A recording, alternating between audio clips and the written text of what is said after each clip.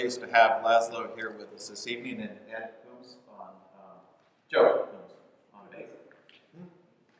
Cohoon. I'll get it right.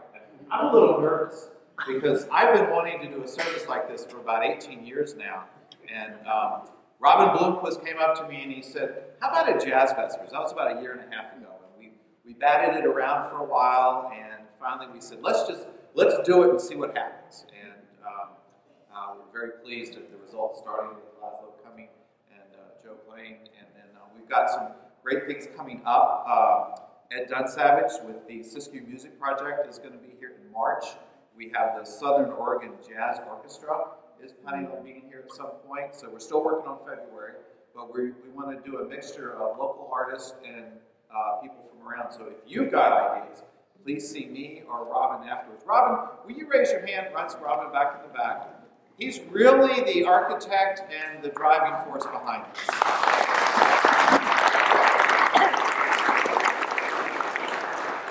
I'm the one that's comfortable standing up in front of people and talking, but he's really the one that got this going.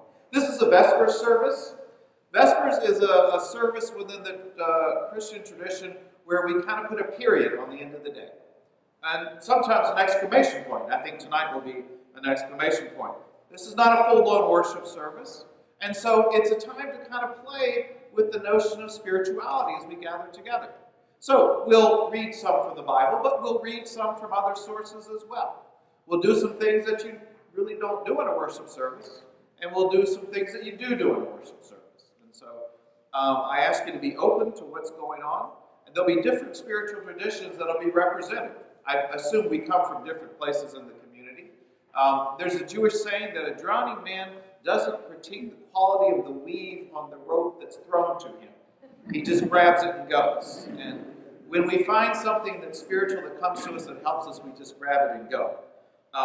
There is, in the back, there's an area for free will offering. And if you didn't, we're not going to take up an offering, so we're not going to shake you down during the service.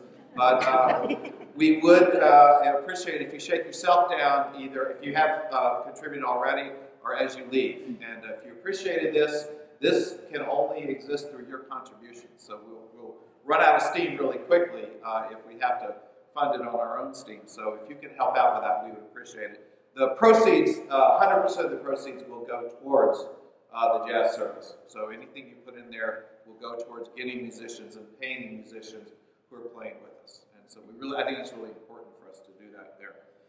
One thing I ask you to do tonight is set aside the difference between secular and sacred. You'll hear music that might be traditionally sacred music and music that might be traditionally secular music, but God is the creative force behind all creativity. And so open yourself up to not putting things in categories, but to letting it happen to you. And that's the other thing I would ask is, whatever is going to happen tonight, whether it's through the music, through the words, through the visual art, or through totally unexpected means, open yourself up to what the Spirit is going to do with you tonight. And let me finally say, this is church, but it is okay to clap. Matter of fact, it's often kind of biblical. So clap your hands, all you nations. Shout to the Lord with a voice of triumph. So feel free. You've already done it once, but let me tell you, it's okay. So you're not going to get, taking brownie points away from you in heaven or anything like that. So I want to start with a moment of silence. The poet Rumi said that silence is the natural language of God. Everything else is a poor translation. And so let us take a moment of silence, and then Maria Cser is going to get up and read the Lord's Prayer in her native language. God doesn't have a native language. God speaks all languages. And so we're going to hear the Lord's Prayer in her native language, and then you're invited to say it. We'll say it together in our native language. When we say it, by the way, when we get to the point, even though we're a Presbyterian church, we're going to trespass instead of debt. So whatever you're used to, we're going to go with that, and I'll lead very loudly. So if you don't know, just mumble along with me. If you know the Lord's Prayer in another language, feel free to say it in that language. God speaks all languages. Let us take a moment of silence.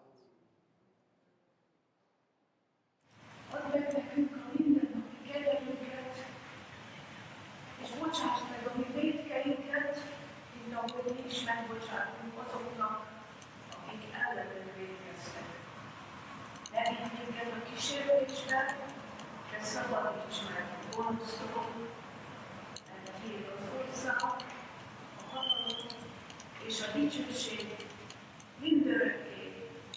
Amen.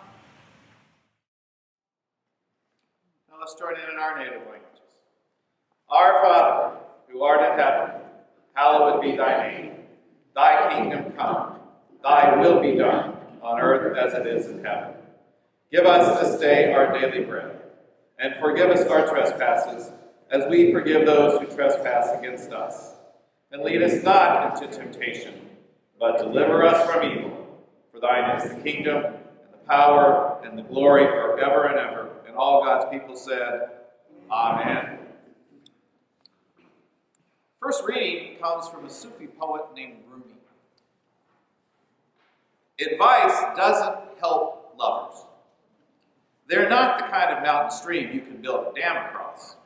An intellectual doesn't know what a drunk is feeling.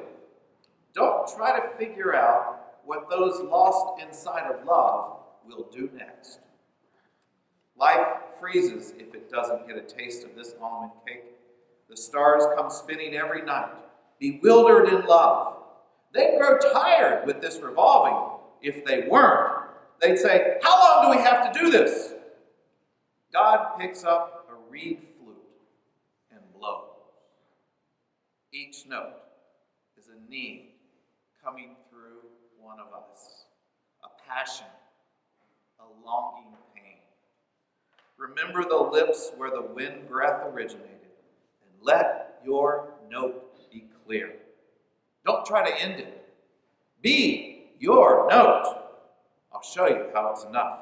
Go on the roof at night, in the city of the soul, and let everyone climb on their roofs and sing their notes. And sing loud. And now what?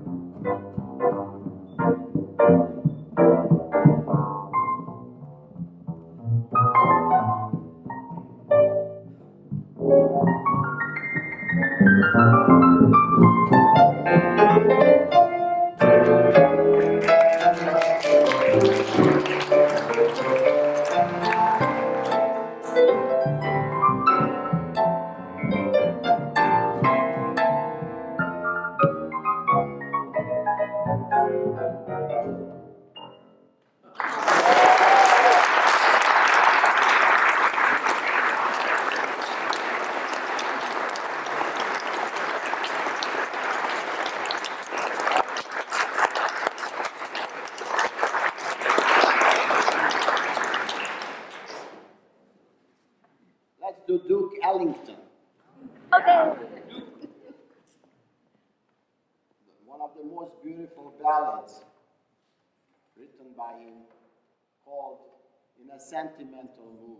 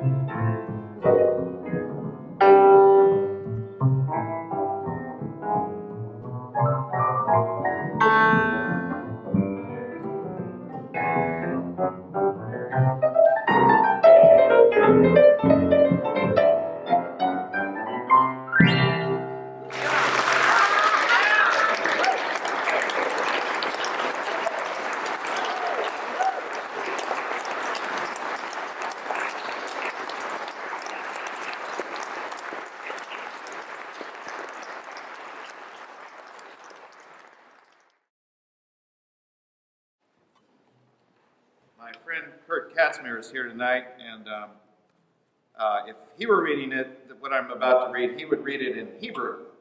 But I've already had him do one big favor for me today, so I'm not going to bring him up and ask him to recite a song from memory in Hebrew. Okay, then come do it.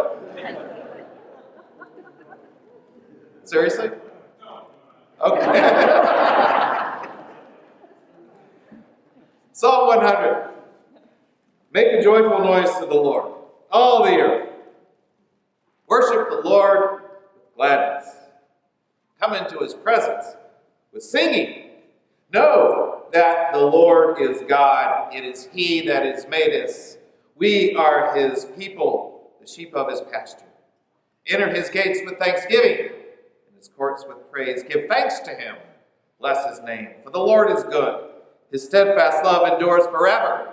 His faithfulness to all generations. As I was preparing for this, I was looking at people who were steeped in the history of jazz and who knew a lot about jazz and who could explain jazz. And I stumbled on Yogi Berra. Yogi Berra was once asked, and I have to read this because it's Yogi Berra, was once asked, can you explain jazz? And he said, I can't, but I will. 90% of jazz is half improvisation.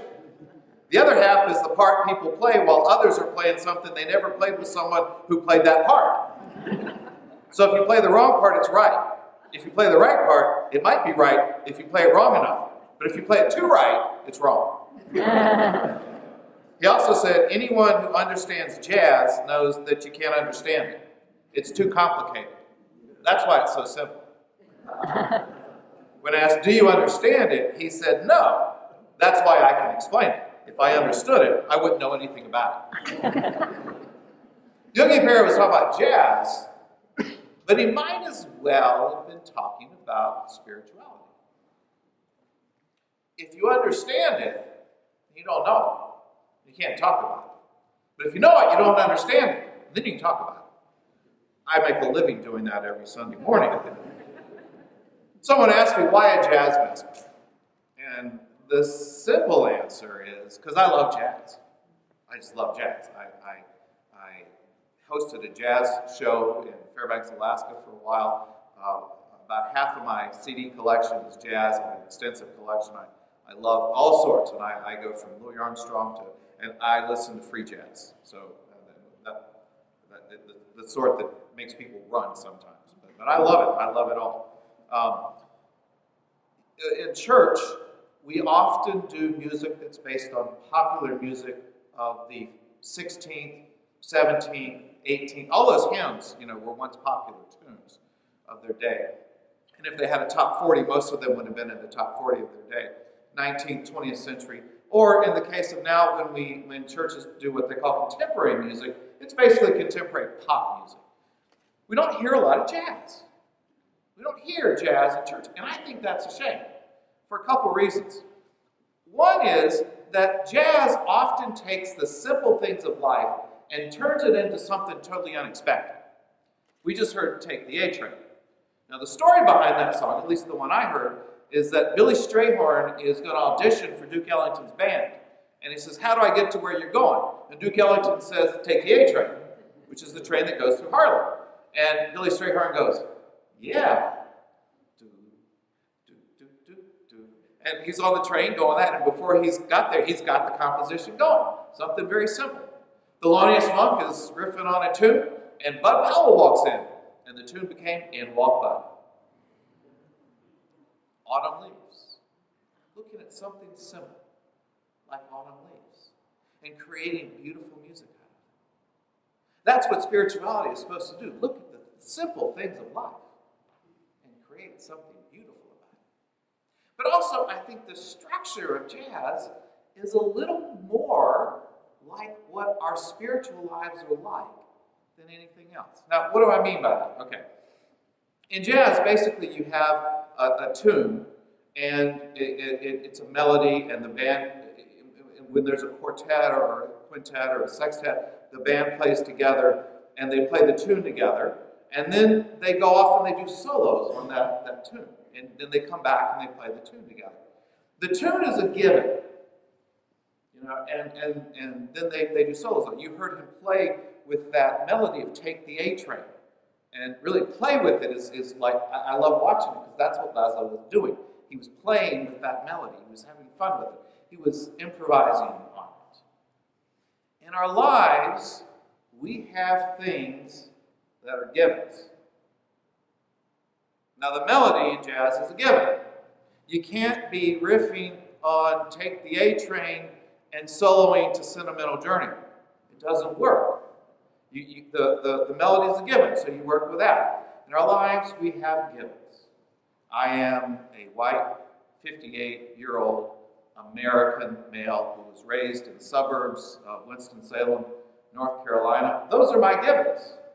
That's who I am. Some of the things I'm able to choose. I am a Presbyterian pastor. I am married. I'm a parent. I've chosen to do those things, but now they're givens in my life.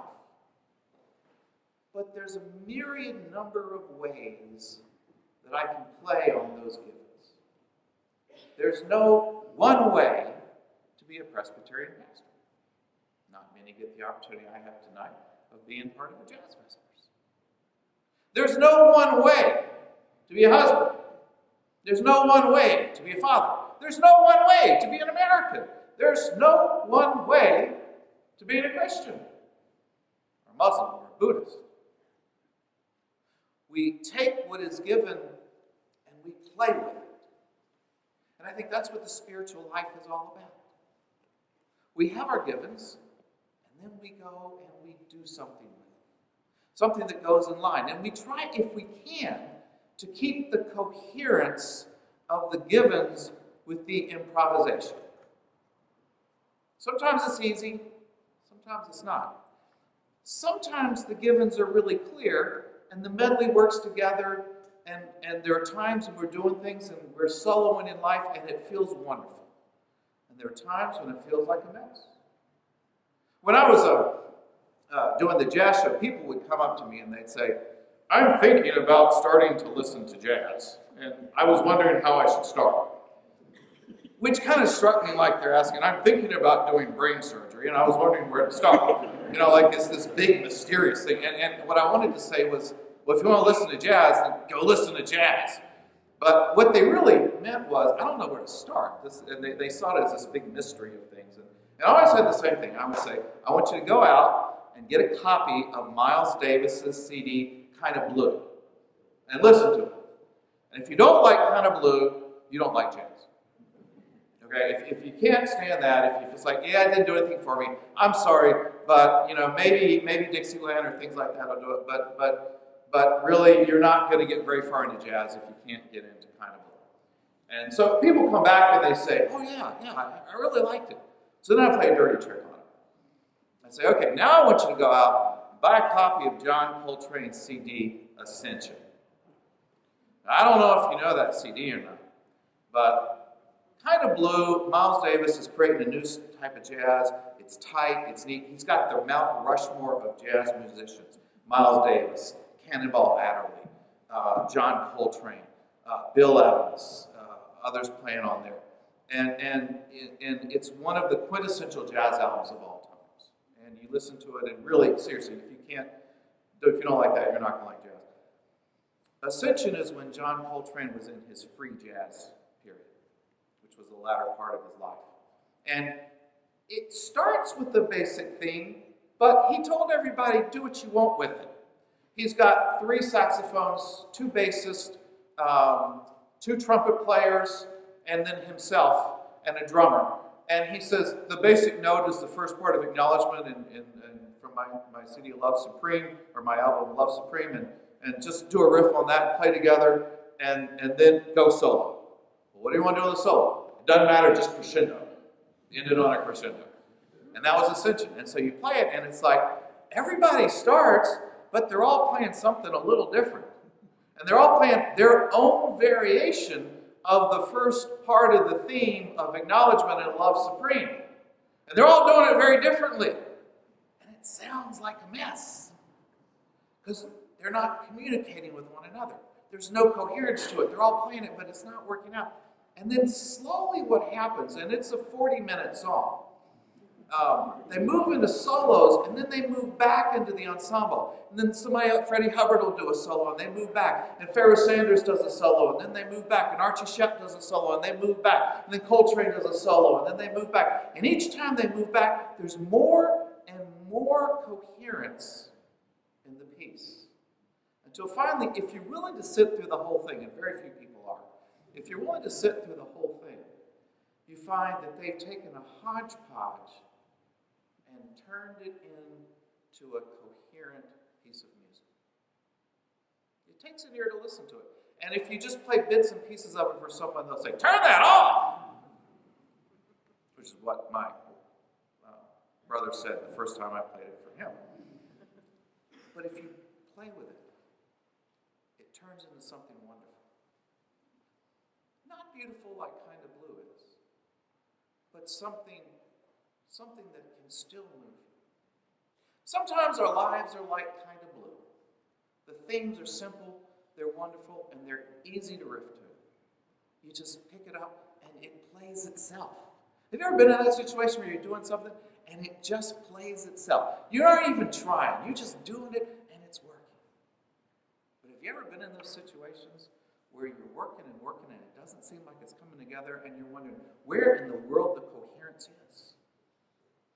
That's the work of spirituality, is to give us that coherence in the hard times of life. If you saw the movie Cohoon, Luke is someone whose life is just a series of disasters, one after another. He gets arrested for cutting the caps off parking meters, and then he's in jail for a while, and he's the kind of person who just has to rise to every challenge, no matter how dumb it is. And he keeps doing it, and he keeps getting knocked down. He tries to escape until finally he's done the final escape. There are people outside with guns that want to kill him because he's just ticked everybody off. And he looks and he says, "What's it all about? What's it all about, God? Why am I here?" He's asking, where's the coherence? Is there a theme to this song called My Life? And in the movie, he doesn't get it. But when we work into the spiritual life, we find we can. Coltrane and Archie Shepp and Pharoah Sanders end up playing something that merges together. And it's not neat, but then life is really never neat. It approximates our lives. So, as we do this series, I'm really excited about using jazz as a medium to explore our own spiritual lives, because I think it does a lot to help us do that. I'm excited about the wonderful quality of music that we're having, and I'm going to ask Laszlo to come back and play some more at the end. And you were going to do all of these, weren't you? Okay. Boy, I'm so nervous about that. Okay. Yes. Well, we'll let you do something else. But it's about exploring our lives. It's about finding the coherence. And whether you're like my 17-year-old son who's young and trying to figure it all out, or whether you're like my 82-year-old father who's looking back on his life and trying to figure it out, it's a lifelong quest. It's our spiritual quest. So, the punctuation point for today, as you go away, as you're in the evening, is where is the coherence in your life? What does it mean? And if you're still looking for that, play with different themes. Let them come in. See how other people play with your themes. And understand that in the end, God gives it all a sense of coherence. Amen.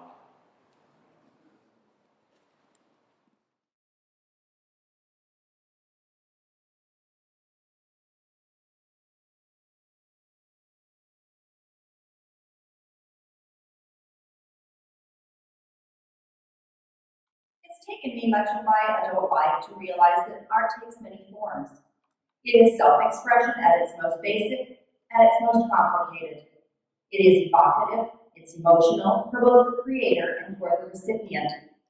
Art is words on a paper, notes on a score, paint on a canvas, ink on a photo, Beads on a string, fabric in a quilt, and movement in space. For me, art is vibrant color and differing texture.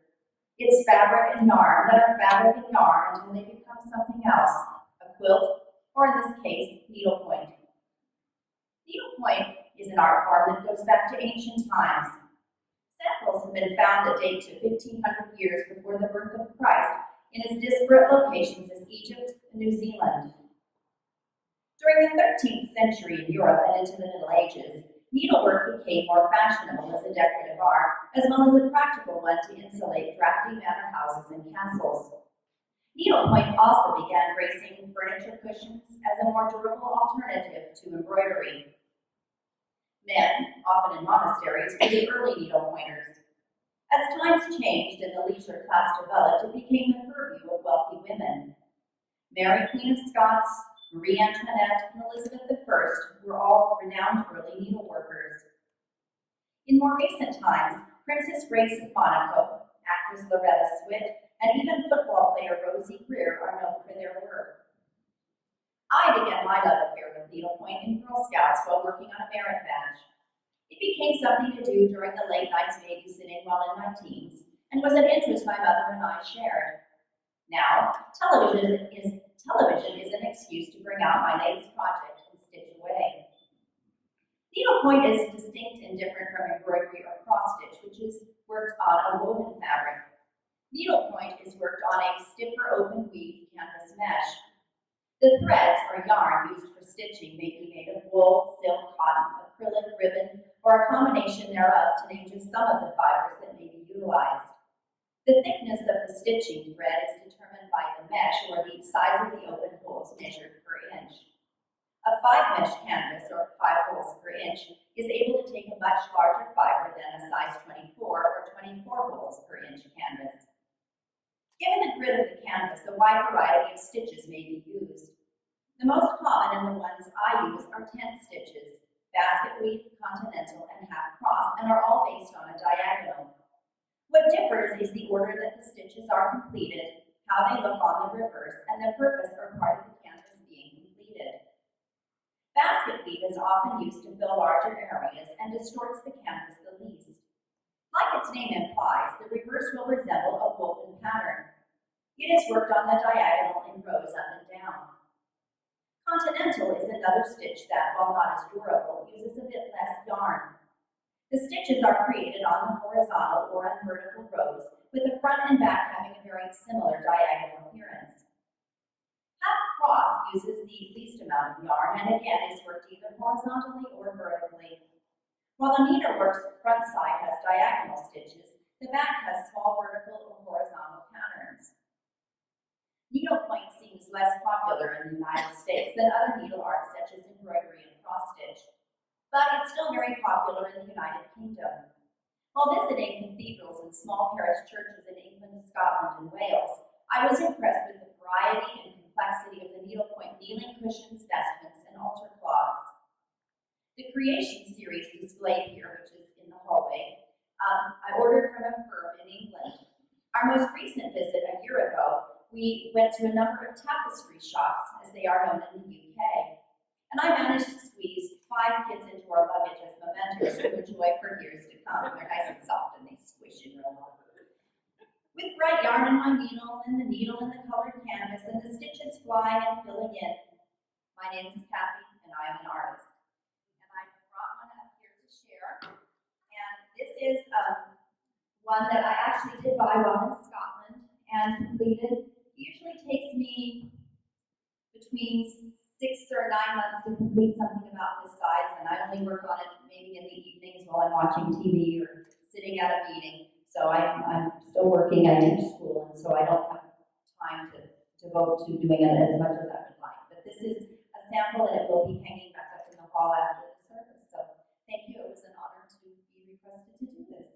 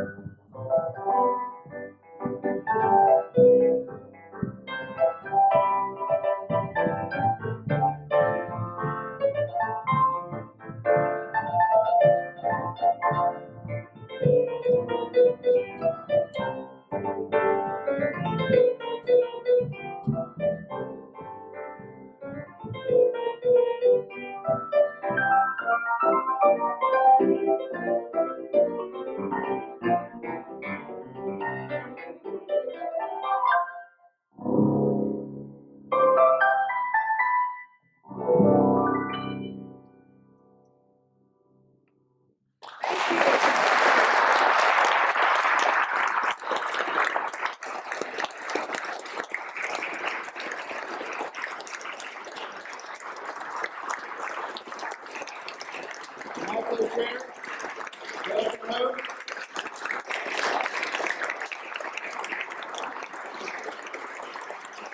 Cathy Ullrich. Thank you, Long.